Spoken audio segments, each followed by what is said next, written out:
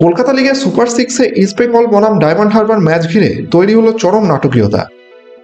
হুঁশিয়ারি মতোই মাঠে নামল না ডায়মন্ড হারবার, আর সেই কারণেই ম্যাচটি নিয়ে তৈরি হলো এক অনিশ্চয়তার আবহাওয়া।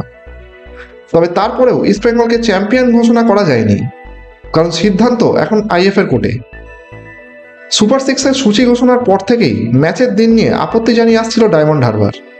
তাদের দাবি ছিল পরপর দুটি গুরুত্বপূর্ণ ম্যাচ থাকায় দিন পরিবর্তন করতে হবে, কিন্তু আইএফএ রাজি হয়নি। অবশেষে ম্যাচের দিন এলো। ইস্ট বেঙ্গল যথাসময়ে কিশোর ভারতী স্টেডিয়ামে উপস্থিত হলেও ডায়মন্ড হারবারের কোনো সদস্যকেই দেখা যায়নি, এমনকি টিম লিস্টেও তারা নাম জমা দেয়নি। নিয়ম অনুযায়ী ম্যাচ কমিশনার 30 মিনিট অপেক্ষা করলেও শেষমেশ ম্যাচটি পরিত্যক্ত ঘোষণা করেন। কিন্তু এখানেই বিষয়টি জটিল হয়ে যায়। আইএফএর নিয়ম অনুযায়ী কোনো দল নির্ধারিত সময় না নামলে বিপক্ষ দলকে 3 পয়েন্ট দেওয়া হয়, যার ফলে ইস্ট বেঙ্গল সরাসরি চ্যাম্পিয়ন হয়ে যেত। তবে আইএফএ এখনও সেই ঘোষণা করেনি, কারণ ডায়মন্ড হারবার আইনি পথে যাওয়ার হুঁশিয়ারি দিয়েছে। এখন কি হবে তা আইএফএর সাব কমিটি সিদ্ধান্ত নেবে। ম্যাচ কমিশনারের রিপোর্ট খতিয়ে দেখে পরবর্তী পদক্ষেপ নেওয়া হবে।